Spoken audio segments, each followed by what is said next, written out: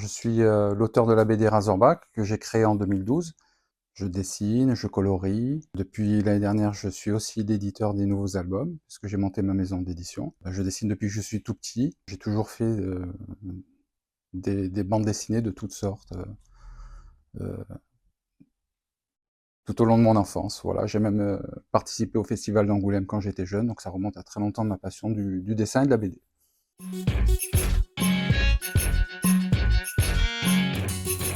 Alors, Razorback est un sanglier malchanceux qui vit dans le maquis corse. C'est inspiré d'un film d'horreur au départ, un film d'horreur qui m'avait marqué, Razorback, qui m'avait marqué quand j'étais jeune, quand j'ai vu ce film que je devais pas voir. Et comme j'ai beaucoup de chasseurs dans la famille, beaucoup d'histoires qu'on m'a racontées, j'ai mélangé les deux et j'ai exorcisé ma peur en faisant cette BD. J'en ai fait une BD humoristique.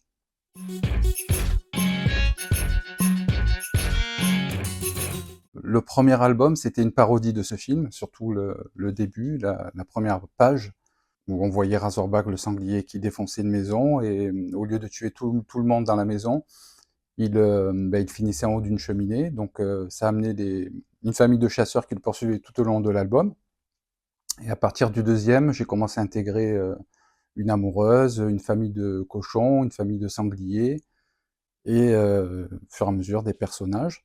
Donc pour répondre à la question, en fait, chaque album est indépendant, mais au fur et à mesure, il y a de plus en plus de personnages qui interagissent avec Razorback. Chaque album est différent, à part les deux premiers où c'était le thème de la chasse, et puis à partir du deuxième, ça a commencé à évoluer. Chaque album est différent, donc dans le tome 3, par exemple, il se rebelle et il essaie de se venger de tous ces chasseurs. Dans le tome 4, il se marie. Dans le tome 5, c'est sur l'écologie, un Corse qui a réussi aux États-Unis qui veut américaniser la Corse et il pollue tout. Donc il y a aussi le 6, il y a une bande de cochons dont le chef s'appelle Napoléon qui martyrise un peu tout le monde. Le 7, il y a des aliens. Le 8, c'est sur le thème des morts vivants, avec le pain des morts.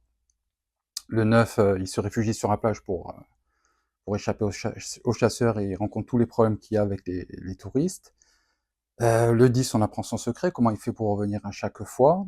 Et le 11, c'est un peu particulier, son âme a été damnée, il se retrouve en enfer, il est obligé de faire un pacte pour essayer de s'en sortir. Donc voilà, tous les albums sont différents, ils sont avec des thèmes différents. J'aime bien surprendre les lecteurs et jamais reproposer la même chose, même s'il meurt à chaque fois. Et le tome 12, en fait, c'est une séparation entre lui et son amoureuse, parce qu'il a embrassé une autre cochonne, et elle a surpris. Donc ils se séparent alors qu'ils étaient ensemble depuis plus de 10 ans.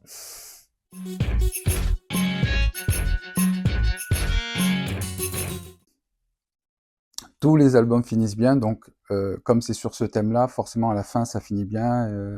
Je spoil, ils finissent ensemble bien sûr, ça finit toujours bien.